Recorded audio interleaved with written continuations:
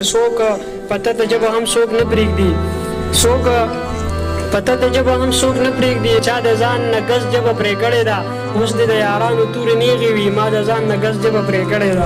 هم هغه خلک دي چې مونږ پورې ملنډې کوي، هم هغه خلک دي چې مونږ پورې ملنډې کوي چې چا ته ناست یو د چا د سر ساتنه کوو. ستاسو ټبر یې هم یو ول د پګړۍ نشي سپړدی، ستاسو ټبر یې هم یو ول د پګړۍ نشي سپړلی، څو چې ژوندي یو د ملا د سر ساتنه کوو.